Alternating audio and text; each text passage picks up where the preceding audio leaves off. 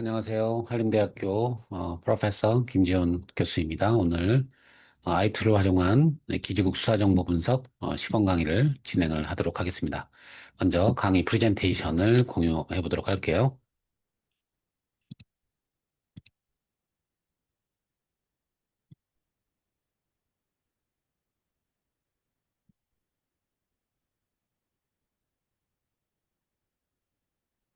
네, 오늘의 강의는 이 통신 기지국 수사 정보에 대한 이 분석 방법론을 배우는 것이고요. 학습 목표는 세 가지 정도로 생각해 볼 수 있습니다. 먼저 이 기지국 수사라고 하는 것은 연쇄 범죄가 발생했을 때 주로 수사기관이 활용하는 그런 수사 기법인데요. 이 기지국 수사의 의미와 방법을 먼저 이해를 해야겠고요. 두 번째로는 이 기지국 수사 시에 이제 확보해야 되는 이 통화 내역 데이터의 특성이 어떤가. 그리고, 이 여러 다양한 이 대용량의 통화 내역에서 실제 이 범죄자, 이 범인이 대포폰으로 사용했던 그 번호를 특정할 수 있는 그러한 이제 범죄 연결망 분석의 방법론을 우리가 알아야겠죠. 마지막 세 번째로는 우리 분석 툴인 이 i2를 활용해서 i2 안에 이 연결 중심성을 분석할 수 있는 이 기능을 활용해서 이 범인의 실제 대포폰을 특정해보는 것까지 우리가 학습 목표를 가지고 수업을 진행하겠습니다. 일단 기지국 수사에 대한 거를 좀 얘기를 해보려고 하는데요. 지금 화면에 보시는 저 용의자가 바로 이 연쇄 절도 범죄자입니다. 연쇄 절도 범죄자가 이 CCTV에 찍힌 사진인데, 이거 보면은 핸드폰을 사용하고 있는 것으로 추정이 돼요. 이 연쇄 절도 사건의 용의자가 범죄 현장 주변에서 핸드폰을 하고 있는 거죠. 이 범인이 이 범죄 현장에서 전화 통화를 사용했다라고 한다면 이 전화번호를 특정할 수가 있겠죠. 그런데 여러 군데에서 이제 범죄를 저질렀단 말이에요. 총 이제 8개 장소인데 8개 장소 범죄 현장 주변에서 이 사람이 만약에 전화를 사용을 했다라고 한다면 그 8개 모든 장소에서 전화를 사용했을 수도 있고, 또는 8군데 중에 뭐 한 세네 군데 장소에서 범죄를 사용을 했을 수도 있겠죠. 그래서 중복적으로 이 발견되는 이 통화 내역을 확보해서 범인의 핸드폰을 특정하는 방식이 바로 이 기지국 수사라고 하겠습니다. 우리가 먼저 이제 이 기지국 수사 정보 분석을 논하기 전에 이 i2를 활용해서 우리가 주로 쓰게 되는 이 분석 방법론이 바로 소셜 네트워크 어널리시스라고 하는 이 사회 연결망 분석인데요. 이 사회 연결망 분석 방법론은 기본적으로 이 관계를 어, 어떤 개인과 그룹 사이의 관계를 어, 개체 그리고 링크 우리 i2에서는 이제 엔티티라고 하죠. 엔티티와 링크로서 모델링해서 이 어떤 개인과 집단들의 관계를 엔티티와 링크로 모델링 하게 되면 만들어지는 것이 결국 네트워크이잖아요. 이 네트워크에 대해서 이 연결망의 구조, 또 진화 확산되는 과정을 계량적으로 분석하는 방법론을 우리가 이 소셜 네트워크 어널리시스라고 하는데요. 이 소셜 네트워크 어널리시스에 여러 가지 알고리즘들이 있어요. 그런데 그 중에서 i2에 반영된 어, 원리는 바로 이 센트럴리티, 중심성이라고 하는 것이죠. 이 중심성이라고 하는 것 이외에도 뭐 이퀴벌런스, 등위성이라든지 또는 코헤이전, 하위 집단, 그리고 커넥션, 디퓨전과 같은 다양한 이제 연결망의 구조를 분석할 수 있는 그런 방법들이 많이 있다는 것을 우리가 먼저 알아야겠고요. 그중에서 이제 핵심 수사를 할 때 주로 쓰이는 그 연결망 분석의 이제 원리가 바로 이 센트럴리티, 중심성이라고 하는 거죠. 이 중심성은 어, 어떤 권력과 영향력이라는 개념과 많이 연결되어 있는데 핵심 의미가 뭐냐면 어떤 노드, 어떤 엔티티가 연결망에서 얼마나 중심적인 위치를 차지하고 있는가를 측정하는 거예요. 측정하는 방법론이고 구별되는 개념으로는 이제 센트럴리제이션이라고 하는 이 네트워크의 중심화라고 하는 개념과 이제 구분이 되긴 하는데요. 이 센트럴리티는 하나의 엔티티, 노드 개체의 중심성을 의미하는 것이고, 센트럴리제이션은 네트워크 연결망 자체를 이제 보는 건데, 이 연결망이 얼마나 중앙 집중적인 구조를 가졌는가를 측정하는 거예요. 그래서 다시 한번 정리하면, 센트럴리티는 노드, 엔티티의 중심도이고, 센트럴리제이션은 연결망, 네트워크의 집중도이다. 그래서 집중도가 높은 네트워크는 이 뒤에 이제 희미하게 화면에 보이듯이 한 노드에 의해서 의존성이 되게 강해요. 그래서 이 노드가 삭제대가 되면 전체적 연결망이 다 이제 분리되는 그래서 한 점으로 모든 연결이 수렴되어 있는 이 방사선 형태의 연결망이 바로 이 센트럴리제이션이 매우 높은 그런 연결망이라고 해석하기도 합니다. 이건 이 개념을 참고만 하시면 되고요. 기본적으로 센트럴리티라고 하는 개념이 무엇인가를 설명하기 위해서 이 센트럴리제이션에 대해서 설명을 했던 것이고요. 자, 그러면 오늘 우리가 살펴볼, 또 이용할 그 개념은 바로 이 센트럴리티 중에서도 이 디그리라고 하는 것입니다. 연결 중심성이라고 하는 것이고요. 여러분들이 만약에 이제 이론적으로, 뭔가 좀 더, 원리를 정확하게 좀 공부를 하고 싶다고 한다면, 이 프리만의 이 고전 논문, Centrality in Social Networks Conceptual Clarification 라는 논문을 볼 수가 있고요. 또 이 Social Network Analysis Method and Application이라고 하는 이 교재가 있어요. 이 교재에서 이 센트럴리티 파트를 읽어보시면 훨씬 더 자세한 내용을 확인할 수가 있습니다. 자, 그러면 오늘 우리가 활용하게 될 바로 연결 중심성이라는 게 뭐냐? 지금 뒤에 보시면 아이언 베이커라는 인물이 보이시죠? 이 아이언 베이커가 바로 직접적으로 많은 사람과 연결이 되어 있는 걸 볼 수 있습니다. 이 연결 중심성이 높다라고 하는 것은 이 하나의 엔티티가 직접적으로 얼마나 많은 이웃들과 연결되어 있는가를 측정하는 것인데요. 그래서 지역적인 중심성을 측정하는 좋은 지표이고 연결 중심성이 높은 이런 엔티티들은 방향성에 따라 여러 가지 의미로 해석을 할 수 있어요. 먼저 이제 아웃디그리가 높다라고 하면 아웃디그리가 높다라는 거는 어떻습니까? 활동성, 액티비티가 매우 높다라고 하는 것이고 많은 사람들에게 영향력을 줄 수 있는 허브와 같은 역할이라고 볼 수 있겠죠. 반대로 이제 인디그리, 이 내양 연결 정도가 높다라고 하는 거는 많은 사람들이 이 사람을 향해서 뭔가 방향을 가리키고 있어요. 그렇다고 하는 거는 아주 파퓰러리티, 인기가 있는 사람이거나 또는 어서러티, 권위가 있는 사람으로 해석을 할 수가 있습니다. 이 연결 중심성을 해석하는 방법론이 되게 중요한데, 왜냐, 이 해석론에 따라서 실제 이 수사 정보가 디그리가 높을 때, 또 그 방향성에 따라서 어떻게 해석하느냐가 달라질 수가 있는 것인데요. 범죄의 맥락에서는 사실 연결 중심성이 높다고 해서 항상 중요한 건 아니에요. 왜냐, 연결 중심성이 높다라고 하는 거는 어떻습니까? 높은 비저빌리티, 이건 수사기관으로부터 쉽게 눈에 띌 수 있다라고 하는 것이거든요. 그렇다면 오히려 조직범죄와 같은 이 오거니제이션 크라임 같은 경우에는 사실 연결 중심성이 높다라고 하는 거는 오히려 반대로 수사기관에 쉽게 잡힐 수 있는 그런 확률이 높기 때문에 되게 이제 취약점, 이 약점으로 해석이 될 수 있어요. 정작 일반적인 그런 해석론과는 달리 이 조직 범죄에서는 연결 중심성이 높은 노드는 실제로 범죄 조직에서 사실 중요한 역할을 하는 그런 노드는 아닐 수 있다. 왜? 수사기관에 쉽게 노출되기 때문이죠. 정말 중요한 인물들은 노출되지 않기 위해서 노력을 하겠죠. 자, 그렇다면 이러한 이 연결 중립성, 디그리 센트럴리티를 이제 기지국 수사에서 어떻게 활용하겠는가를 살펴보면 오늘 우리가 이제 연습할 기지국 데이터들은 자, 총 8개가 되겠는데요. 이 두 개는 한 개 장소를 의미하는 것이고요. 총 8군데 장소에서 범죄가 발생했다는 걸 전제로 이 데이터 형태는 지금 이렇게 보여지는데 이 기지국에서 전화를 건 또는 문자를 보낸 이 발신 번호가 있고요. 그다음에 그 해당 장소가 어디입니까? 이 장소 주소를 나타내는 발신 사이트가 있어요. 물론 이 주소는 이제 위경도로 이제 변환할 수가 있을 텐데요. 그렇다면 이 전화가 이 해당 기지국에서 언제 어떤 번호한테 이제 전화를 했는가를 이제 보여주는 그런 내역이 되겠는데요. 그렇다면 우리는 이제 이 기지국에 연결된 발신 전화번호 이 두 개의 관계를 보면 되기 때문에 발신 번호와 발신 사이트를 두 개의 엔티티로 해서 연결해주는 분석 사양을 작성해서 한번 분석을 해보도록 하겠습니다. 그럼 바로 핸즈온 프랙티스로 한번 해보도록 할게요. 먼저 공유를 풀고 i2를 공유하도록 하겠습니다.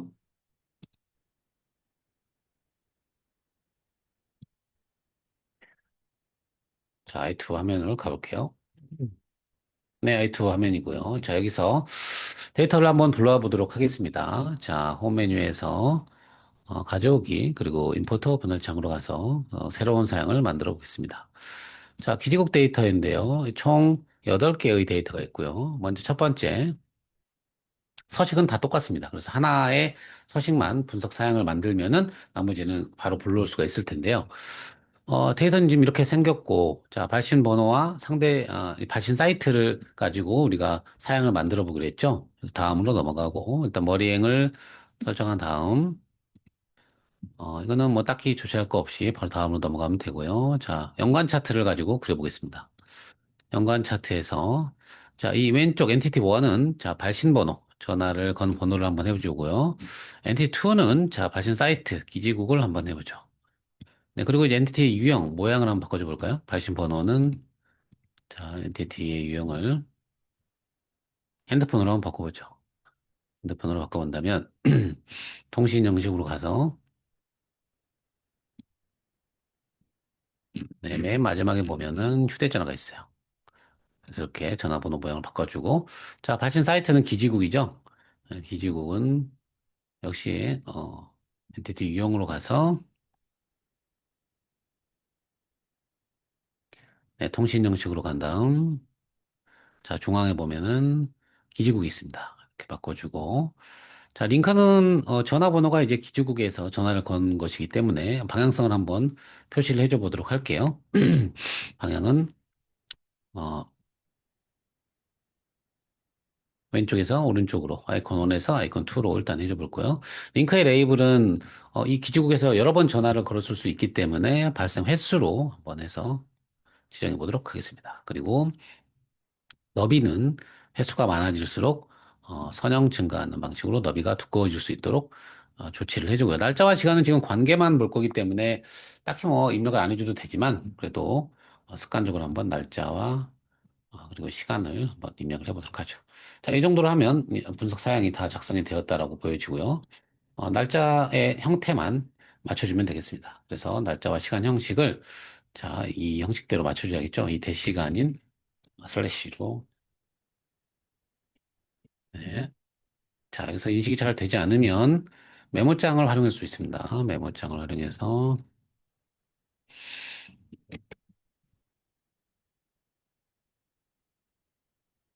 이렇게 이 어떤 기호들이 약간 버그가 일어날 때가 있어요. 그럴 때는 메모장을 활용해가지고 메모장에서 복사해서 여기서 가져오면 됩니다.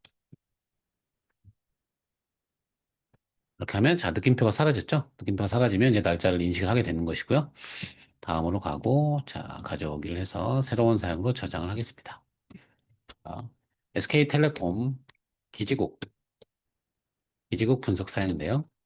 기지국 연결망 분석 정도를 해보죠. 기지국 연결망 분석을 하고 저장을 누르겠습니다. 자, 그러면 첫 번째 데이터를 지금 이제 불러오게 된 것이고요. 우리가 이제 만든 이 기지국 연결망 분석이라는 사양을 활용해서 나머지 데이터, 자, 2번부터 8번까지를 다 불러와 보겠습니다. 2번을 불러오고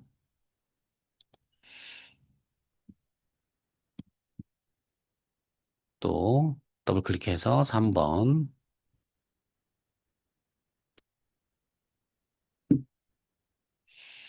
또 더블 클릭해서 4번,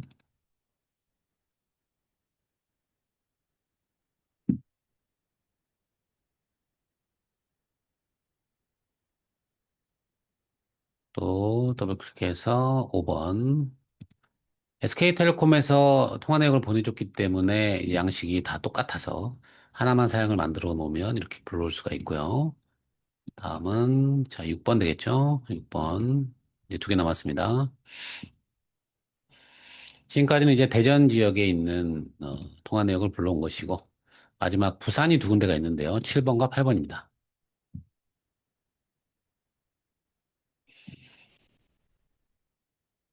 자, 부산 마지막 8번 되겠습니다.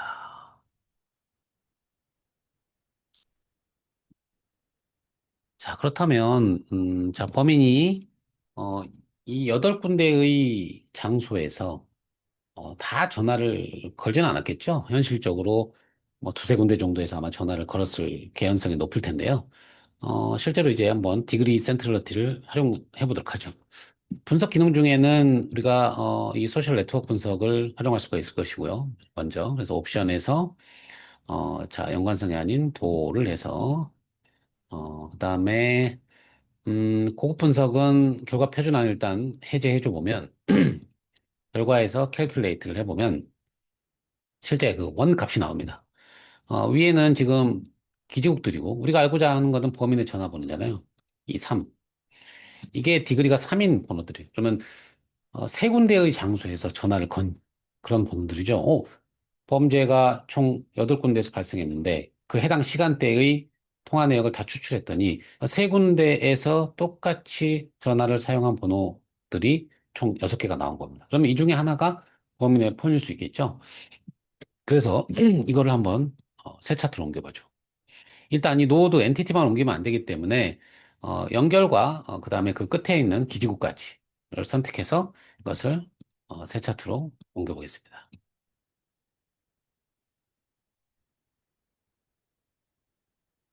그러면 이제 차트 2가 열리면서 디그리가 3인 엔티티들이 이제 불러오게 될 것이고요.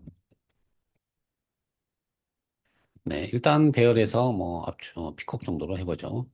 그런데 여기서 이제 한 가지 더 살펴봐야 될 것은 디그리가 3인 애들을 추렸는데 지금 보면 이쪽이 이제 대전 지역이고, 그죠? 대전 지역이고, 자, 요쪽이 어디입니까? 요쪽이 부산이었단 말이에요. 그러면 디그리가 그렇게 높지 않더라도 이 부산과 대전을 연결해주는 노드들이 있단 말이죠. 그러면 이거는 아주 멀리 떨어진 이 부산과 대전을 연결해주는, 디그리는 2에 불과하지만 대전과 부산에서 공이 범죄 장소에 그 해당 범행 시점에서 전화가 쓰인 거예요. 그렇다면 디그리가 하나 낮지만 이 전화번호들도 상당히 유력한 범인 핸드폰 번호일 개연성이 있다고 하겠습니다. 그래서 이 두 개를 추가로 자 연결 및 끝을 해서 얘를 분석해서 새 차트로 옮겨줍니다. 그러면 이 친구들은 디그리가 이제 2에 불과하지만은 그러나 대전에서도 범행 날짜와 시간대에 그 범행 장소 주변에서 전화가 쓰였고, 배열해서 틱곡을 해주면 부산에서도 또 쓰인 거죠.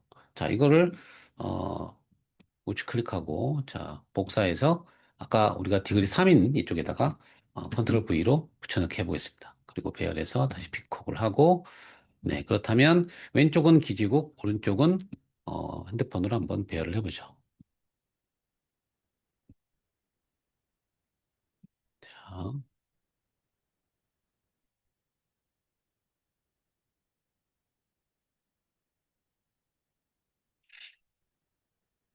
그러면 이렇게 부산과 대전에서 썼던 번호들까지 이렇게 나오는 것이고요. 자, 정리를 좀 해볼까요? 이 기지국들을 새로 정리를 해보고 전화번호들을 다 새로 정리를 해보겠습니다. 자, 이렇게 분석을 해주면은 어떻습니까? 디그리가 3인 전화번호를 저희가 6대를 지금 추출을 한 것이고요.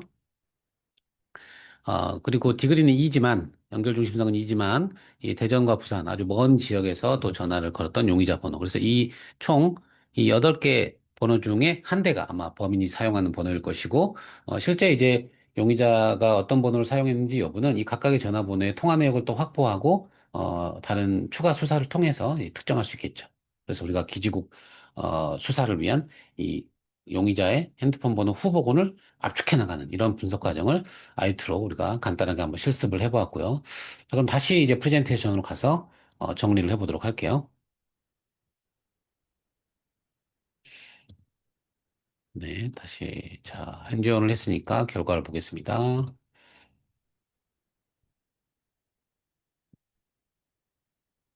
네, 우리가 이제 추출한 번호이고요. 자, 총 6대를 우리가 추출했고, 또, 대전과 부산에서 디그리는 이지만, 먼 거리에서 전화를 한 번호까지도 결과를 잘 추출했습니다. 대조해보면 맞는 걸 확인할 수 있을 것이고요. 이제 퀴즈를 한번 좀 풀어볼까요? 우리 연쇄범죄가 발생했을 때, 이 기지국 수사정보 분석을 통해서 범인이 사용한 핸드폰 번호를 특정하려면, 사회 연결망 분석 원리 중에서 어떤 방법을 썼죠? 자, 매개 중심성, 근접 중심성, 연결 중심성. 비트니스, 클로즈니스, 디그리. 자, 정답은 디그리가 되겠죠? 네.